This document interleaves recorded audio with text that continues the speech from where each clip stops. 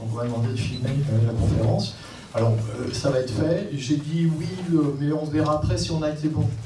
Parce que évidemment, je ne suis pas tout seul, il faut quand même qu'on fasse le travail ensemble.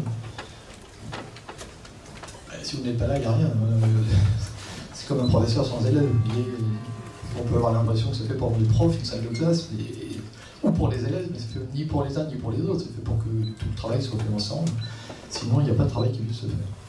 Alors, comme toujours, je vais commencer par un rappel de ce qu'on a dit la dernière fois, puisque en fait, je vous raconte une histoire qui va durer pendant 4 séances. Et on se remet en mémoire les 2-3 éléments de réflexion que je vous ai soumis, et ça va nous permettre de démarrer pour ce soir. Les œuvres de l'art, c'est aussi bien les œuvres de l'artisan que les œuvres de ce que nous appelons artistes, au sens immédiat du terme. Et la semaine dernière, justement, nous avons remarqué que dès qu'on essaye de cerner l'art et les œuvres d'art en les emprisonnant dans une essence fixe, dans une définition qui soit clarifiante, immédiatement on se heurte à d'immenses difficultés. La semaine dernière, nous on a testé l'incapacité que nous avions à dire d'emblée ce qu'est l'art. Donc nous avons testé ensemble la résistance même de l'art à notre réflexion. Alors souvenez-vous, j'ai envisagé 2 possibilités. Je suis parti d'une réflexion de type cartésien. Je me suis dit, pour bien penser l'art, il faut commencer par le distinguer de ce qu'il n'est pas. Comme ça, en le distinguant de ce qu'il n'est pas, on va le penser distinctement, clairement et distinctement, et là on aura réglé le problème. Et j'ai tenté l'expérience, d'abord en distinguant l'art de l'artisanat. Bon, alors déjà, on a vu que, alors là, d'emblée, c'est très, très compliqué cette histoire-là. C'est pas évident qu'on puisse le faire avec une telle aisance. Hein, alors, je sais plus, je crois que la semaine dernière, je ne l'avais pas évoqué, mais si je considère un artiste comme Fernand Léger, alors lui précisément, il refuse ces distinctions d'emblée. Quand vous allez à Biot, là, dans le musée Fernand Léger, une espèce de lieu assez magnifique, alors là, il vous dit d'emblée, art, artisanat, c'est une distinction bourgeoise. Le vrai artiste, il produit des œuvres monumentales qui s'adressent au plus grand nombre, dans des espaces publics, et il le fait en des termes qui ne sont pas très très différents de ce que fait l'artisan. Je ne dis pas que Fernand Léger a raison quand il dit ça, mais je dis qu'en tout cas, si il le dit peut-être pour de bonnes raisons, et tant qu'on n'a pas testé, on ne peut pas trancher, donc il est bien possible que la distinction art-artisanat n'ait pas de soi possible. En tout cas, on ne peut pas, comme ça, d'un revers de main, dire non, c'est pas, les artisans, ils pataugent dans l'utile, alors que l'artiste, lui, c'est peut-être pas évident. Les artistes qui ont servi aussi d'instruments de propagande pour des systèmes politiques, et donc ils se sont retrouvés embarqués dans des trucs qui étaient de l'ordre de l'utile, enfin, au sens de l'idéologie politique. Hein. Platon lui-même, dans La République, qui se méfie des artistes, qui se méfie. N'en déduisez pas que Platon condamne les artistes, hein, comme on le dit souvent. Hein. Platon condamne les artistes, Platon condamne le corps, Platon condamne le réel. Quoi. Non, il ne condamne pas les artistes, il condamne un certain usage de l'art qui détourne l'âme du réel. Il ne condamne pas le corps, il condamne ceux qui ramènent l'homme à son corps. C'est pas du tout la même chose. Condamner une doctrine qui se trompe sur l'homme, ou condamner une partie de l'homme, pas du tout la même chose. Pas du tout le même sens. Hein. Eh bien, Platon, qui se méfie donc de l'art au sens où il pourrait nous détourner du réel, envisage un usage de l'art dans la République idéale qui serait un usage relevant de la propagande, en fait. Le poète qui dirait de manière plus immédiatement accessible au plus grand nombre ce qu'il faut penser de la cité idéale. Hein, vous voyez, au lieu de dire, il y en a qui ont une âme faite pour gouverner, puis d'autres qui ont une âme faite pour protéger, puis d'autres qui ont une âme faite pour produire, hein, en vertu des qualités de ces âmes, les uns étant courageux, sages et tempérants, ceux qui sont faits pour gouverner, philosophes rois, ceux qui sont courageux et tempérants simplement, militaires, un bon militaire, on ne lui demande pas d'être sage, on lui demande d'être courageux et tempérant. Ça ce sont ses vertus. Courageux, parce qu'il faut y aller sur le champ de bataille, il faut y aller quand même, hein, il ne faut pas qu'il recule au premier coup de feu. Et tempérant, autrement dit, il faut qu'il soit le maître de ses passions, parce que lui, il a la puissance physique, et donc c'est un intempérant possédant la puissance physique, représente évidemment une menace pour la cité, et donc il est venu qu'il soit recruté parmi les courageux et tempérants. Puis celui qui n'est que tempérant, bah, lui, c'est le producteur, c'est le ventre de la cité, vous voyez, qu'il soit tempérant quand même. Dans une république idéale, la frugalité est une vertu, mais enfin bon, on ne lui demande pas d'être particulièrement sage et courageux. Mais déjà, ma description, déjà, est une anthropologie. C'est déjà une manière de penser l'homme. Vous voyez, je distingue des vertus. La sagesse, le courage, la tempérance. Vous voyez. Alors, Platon dit, dans la cité idéale, on peut imaginer des poètes qui diraient la même chose, mais de manière plus accessible au plus grand nombre. Quoi, hein. Il y a des âmes d'or, des âmes d'argent et des âmes d'airain. Certains dont l'âme est d'or peuvent donner naissance à des enfants dont l'âme est d'argent ou d'airain. Voilà, comme ça, c'est pas parce que tu es roi que ton fils est roi, quoi. Non, mais... Donc c'est très aristocratique, Platon, mais c'est pas...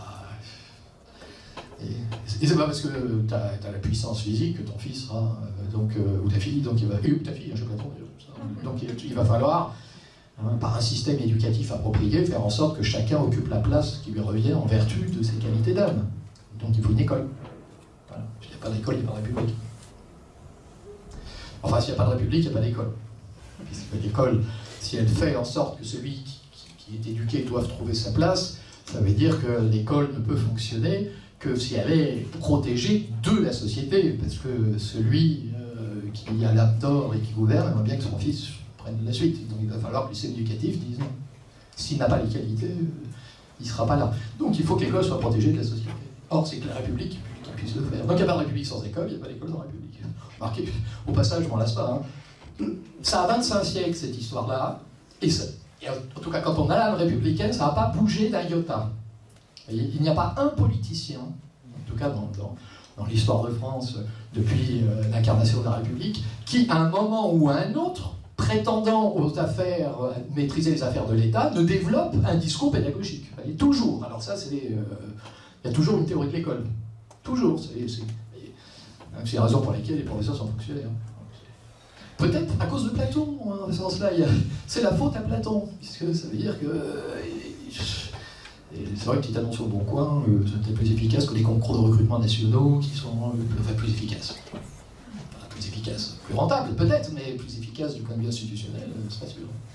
Donc, là, regardez, je vous donne un exemple de théorie philosophique qui considère l'art comme utile. Ici, la figure du poète qui parle une image appropriée permet au plus grand nombre d'accéder à une représentation adéquate de la cité, est au service de la cité idéale, donc c'est utile. Alors, dire l'artisan, lui, il est dans l'utile, alors que l'artiste, lui, il est dans je ne sais quoi, ça va pas de soi, ça ne va pas de soi. C'est peut-être pas faux, il y a peut-être une vérité dans cette affirmation, mais ça ne va pas de soi, il faut regarder les choses de plus près. Alors j'ai tenté une deuxième distinction la semaine dernière, qui elle apparaissait au premier abord, la plus évidente qui soit. Là, art, artisanat, bon, c'est vrai que pas évident de distinguer les choses tout de suite, mais art et science, on a envie de dire, mais là quand même, là ça saute aux yeux. Un artiste, c'est un rêveur, quoi. C'est quelqu'un qui prend appui sur sa subjectivité, c'est quelqu'un qui valorise des facultés d'âme telles que l'imagination, dont le mode de raisonnement est purement analogique, alors que le scientifique, lui, alors, il met en œuvre une raison, il est dans l'objectivité, il met en œuvre des capacités de raisonnement qui relèvent de la logique. Enfin, quand même, c'est deux mondes qui sont tellement différents. Vous voyez, au premier abord, là, ça saute aux yeux. Ah bah ça, alors là, pour le coup, c'est une illusion si on adopte le point de vue de l'art classique, et notamment du classicisme français du XVIIe. Pour ça, j'ai pris l'exemple du jardin française. Si j'adopte le point de vue d'un artiste classique, cette distinction de l'art et de la science, ben, ça ne va vraiment pas de soi. Mais vraiment pas de soi. Vous voyez, un artiste, je sais pas, un poète comme Boileau, un grand artiste, créateur d'œuvres monumentales comme Mansart, par exemple, ou comme le nôtre, ce sont des gens qui prétendent donner accès au réel. Ils prétendent faire en sorte que celui ou celle qui va contempler leurs œuvres accède à la réalité. Non, imaginez, sous Louis XIV, un artiste qui dirait « Mon but, c'est d'exprimer ma subjectivité. Il faut qu'on me voie, moi. » 14e et tout, on s'en fiche. Enfin, tu te prends pour qui? Tu te crois encore au temps de la Fronde? C'est fini ce temps-là. Enfin, parce que 14, c'est ça, hein. C'est fini. C'est pour ça qu'il est à Versailles. Il va rester à Paris. Paris, c'est le lieu des révoltes. Voilà, si on veut que la France tienne debout, il faut qu'elle ait un centre qui tienne debout. Donc il faut qu'il y ait quelque chose qui produise de l'unité. Donc l'unité, c'est pas une pluralité de subjectivité qui chacune estime qu'elle a droit à être contemplée pour elle-même ou je ne sais quoi. Vous savez, hein, ça, c'est vraiment enfin, je l'ai déplié la semaine dernière, hein, c'est vraiment le fond de l'affaire, de ce que nous vivons encore, administrativement, socialement, idéologiquement. Enfin, on voit bien le fond du... On est compte que Lully, la musique de Lully, mais personne ne peut se produire publiquement dans un espace relevant de la noblesse sans l'accord de Lully quand il est musicien. C'est Lully qui pilote la chose. T'es qui, toi? Tu fais de la musique, mais on s'en fiche. Et pourquoi Lully a-t-il ce pouvoir à Versailles? Parce que la musique de Lully fait danser la noblesse. Et que le mouvement des corps de la noblesse, les rythmes de Lully, cette harmonie-là, Elle est dans Versailles, c'est le roi qui est au-dessus, tient les corps. Par la danse, il tient les corps. C'est le pouvoir absolu. Quand même, c'est éclairant et ça montre quand même qu'il y a une époque où, quand on faisait de la politique, on pensait. Il y a quand même quelque chose qui... On pensait pas forcément bien, hein, ceci étant dit. Mais là, en l'occurrence, on pensait. Donc là, l'art, non seulement apparaît comme utile, bon, mais il apparaît aussi comme porteur de significations qui ne sont pas étrangères à la science. Si mon art éclaire le réel, je vais chasser sur les terres de la science. Le nôtre va chasser sur les terres de Galilée. Mais vraiment, je suis sur les terres de Galilée. Ce que toi tu dis par des théories qui expliquent le réel à partir de lois géométriques, moi je le montre. Et ce que je montre, je le fais venir à nos regards, c'est-à-dire je fais surgir dans le visible quelque chose qui procède de l'invisible. Je rends visible invisible. Donc, et en rendant visible l'invisible, je ne manifeste pas une subjectivité particulière qui est la mienne avec mes idées, mais c'est pas ça. Je manifeste quelque chose dans l'expérience qui relève du réel et d'un réel commun. Le réel qui est le même pour toute l'humanité. Si Galilée a raison.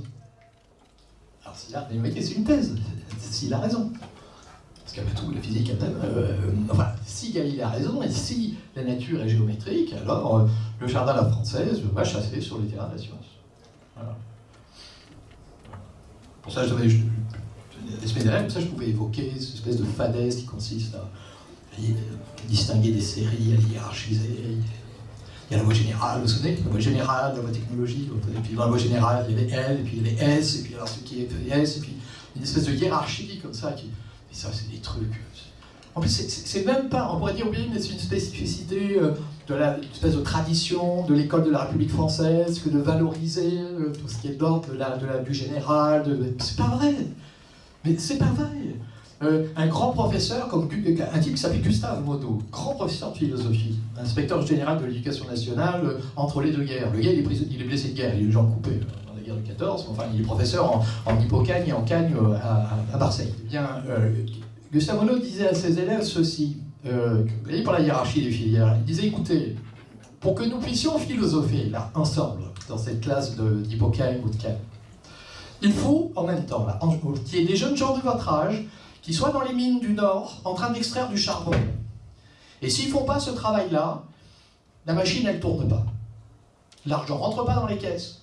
Il n'y a pas de prof d'Hippocagne ou de Cagne. Donc c'est grâce à eux que vous pouvez philosopher. Donc la dissertation que je vous donne, vous allez la faire comme si vous étiez au fond de la mine. Et vous allez mettre la même énergie. Et vous allez voir que le travail du philosophe n'est pas étranger au travail du mineur, de ce point de vue-là. Elle est où la hiérarchie des filières? C'est le même esprit qui est confronté au même réel et qui se coltine la résistance des choses. Simplement, on se coltine cette résistance artistiquement, scientifiquement, techniquement.